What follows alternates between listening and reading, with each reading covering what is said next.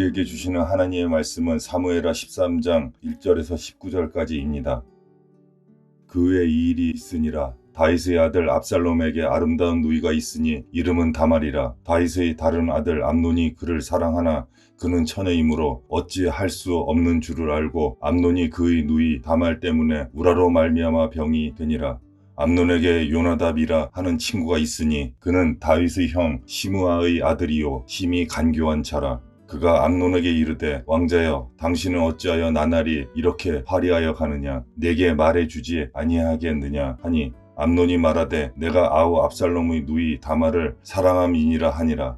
요나답이 그에게 이르되 침상에 누워 병든 채 하다가 내 아버지가 너를 보러 오거든 너는 그에게 말하기를 원하건대 내 누이 다말이 와서 내게 떡을 먹이되 내가 보는 데에서 떡을 차려 그의 손으로 먹여주게 하옵소서 하라 하니 암논이 곧 누워 병든 채 하다가 왕이 와서 그를 볼 때에 암논이 왕께 아뢰되 원하건대 내 누이 다말이 와서 내가 보는 데에서 과자 2개를 만들어 그의 손으로 내게 먹여주게 하옵소서 하니 다윗이 사람을 그의 집으로 보내 다말에게 이르되 이제 내 오라버니 암논의 집으로 가서 그를 위하여 음식을 차리라 한지라. 다말이 그의 오라버니 암논의 집에 이름에 그가 누웠더라. 다말이 밀가루를 가지고 반죽하여 그가 보는 데서 과자를 만들고 그 과자를 굽고 냄비를 가져다가 그 앞에 쏟아 놓아도 암논이 먹기를 거절하고 암논이 이르되 모든 사람을 내게서 나가게 하라 하니 다 그를 떠나 나가니라. 암논이 다말에게 이르되 음식물을 가지고 침실로 들어오라. 내가 내 손에서 먹으리라 하니 다말이 자기가 만든 과자를 가지고 침실에 들어가 그의 오라버니 암논에게 이르러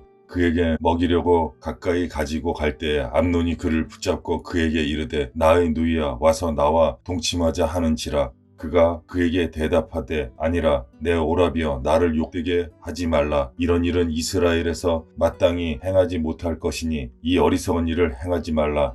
내가 이 수치를 지니고 어디로 가겠느냐. 너도 이스라엘에서 어리석은 자 중의 하나가 되리라. 이제 청하건대 왕께 말하라. 그가 나를 내게 주기를 거절하지 아니하시리라 하되 암논이 그 말을 듣지 아니하고 다말보다 힘이 셈으로 억지로 그와 동침하니라.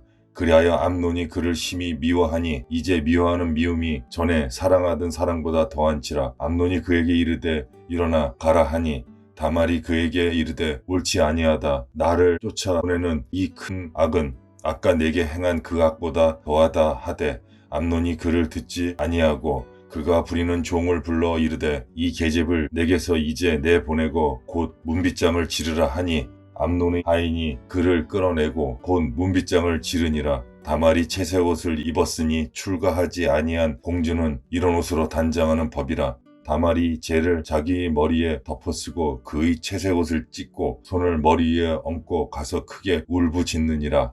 아멘. 다윗에 대한 하나님의 징계는 다윗과 밧세바 사이에 태어난 아들의 죽음으로 시작됩니다. 그리고 오늘 본문에 또 다른 징계가 뒤를 잇고 있습니다. 성폭력이었습니다. 그것도 이복 오빠가 이복 누이를 강제로 범하는 죄질이 매우 불량한 사건이었습니다. 얼마나 비극적입니까? 그런데 이 비극적 사건이 더 비극적인 이유는 앞으로 다윗 과정과 다윗 왕가에 일어날 어마어마한 비극의 시발점이기 때문입니다. 이 사건과 직접적인 관련이 없는 압살롬, 그러나 앞으로 불게 될 칼바람과 피바람의 핵심 인물로 부각될 압살롬의 이름이 계속해서 반복되는 것도 이 때문입니다. 그래서 이야기를 시작하는 본문 1절에서도 다말을 압살롬의 동생으로 소개하고 있는 것입니다. 비극의 전조가 된 이 비극적 사건은 우리에게 2가지 큰 교훈을 줍니다. 먼저 부모가 자녀에게 신앙과 삶의 모범을 보이는 것이 얼마나 중요한가 하는 것입니다. 암논이 다말을 범하는 이 사건을 읽고 있으면 자연스럽게 한 사건이 떠오릅니다. 다윗이 밧세바를 범한 사건이죠. 이 2 사건은 여러 면에서 닮아 있습니다. 첫째, 다윗과 암논은 모두 정치적 권력을 가진 자들이며 2 여인은 본인들의 의사와 상관없이 권력의 희생양이 되었습니다. 둘째, 2 여인 모두 아름다움 때문에 성폭력을 당합니다. 그리고 2 여인 모두 남자들의 행동으로 인해 깊은 슬픔을 경험하게 되죠. 셋째, 다윗과 암논은 둘 다 선을 악으로 갚습니다. 다윗은 자신에게 충성한 우리아의 아내를 빼앗았고 암논은 자신을 위해 정성껏 과자를 만든 이복누이의 순결을 빼앗았습니다. 넷째, 두 사건 모두 다윗의 아들들의 죽음으로 끝이 난다는 겁니다. 밧세바를 보면서 아기가 태어나자마자 죽었고, 다말을 보면서 암논, 더 나아가 압살롬도 죽습니다. 이 닮은 꼴 사건은 분명 하나님께 허락하신 징계이지만 동시에 부모의 잘못된 모습이 얼마나 자녀들의 인격과 삶에 안 좋은 영향을 미칠 수 있는지 너무나 잘 보여주고 있습니다. 부모 세대가 지은 죄를 다음 세대가 고스란히 모방할 수 있는 것이지요. 아버지 다윗이 저지른 죄가 아들 암논에게 일종의 부정적 모범 사례가 되어버린 것입니다. 성경에 이런 대표적인 사례가 있는데 혹시 아시겠습니까? 믿음의 조상 아브라함이 아내 사라를 팔려고 했던 사건입니다.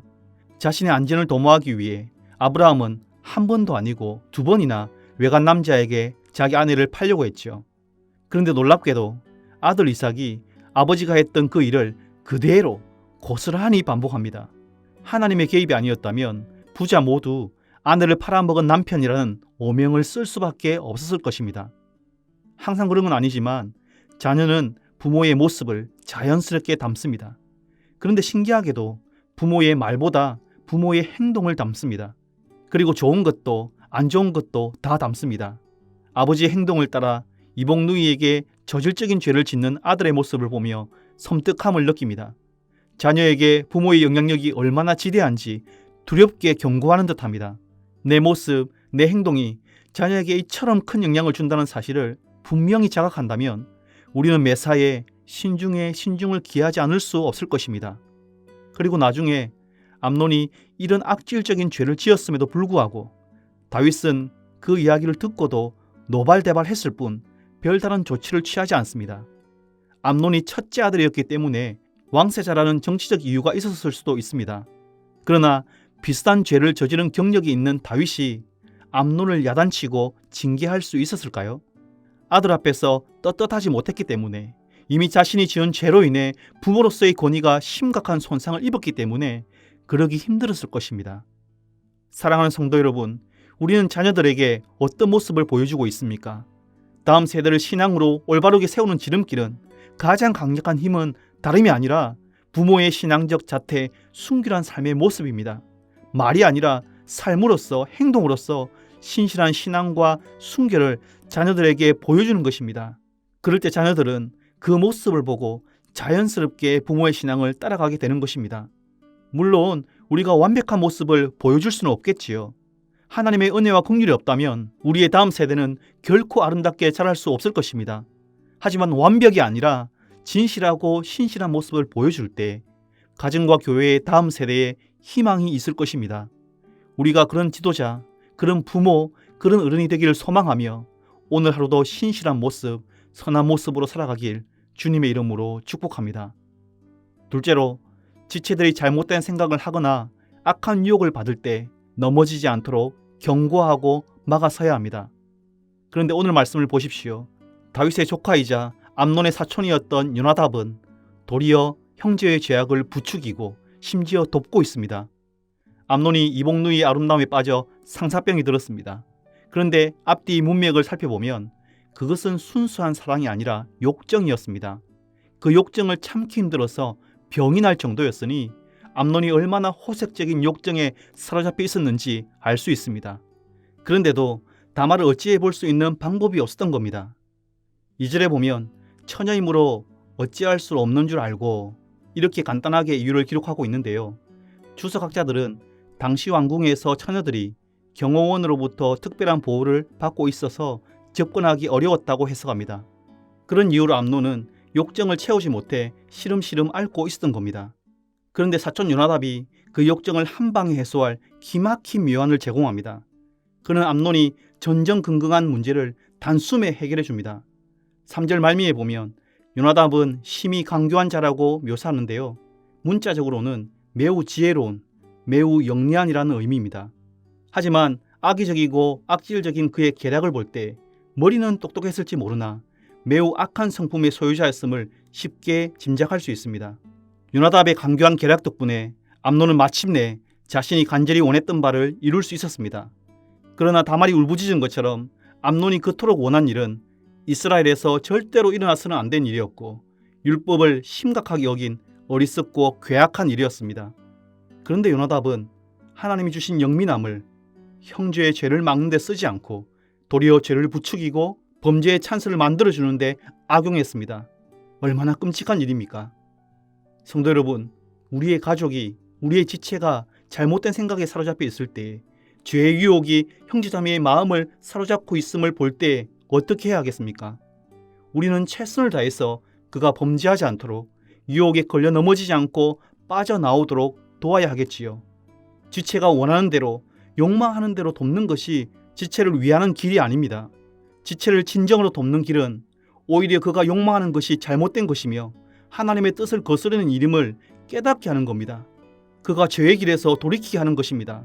비록 관계가 잠시 불편해지고 얼굴을 붉히는 한이 있다 하더라도 말입니다. 그런데 종종 공감해준다는 이유로 인간적인 관점에서 해결책을 제시하는 경우가 있습니다. 예를 들어 어떤 사람이 지체에게 잘못을 했습니다. 그 지체는 그것 때문에 분노하고 악한 말을 하며 그대로 갚아주려고 합니다. 그럴 때 요나답 같은 사람은 같이 욕하고 어떻게 갚아줄 수 있는지 아주 적절한 길을 제시할 겁니다. 하지만 우리는 절대 그렇게 해서는 안 될 것입니다.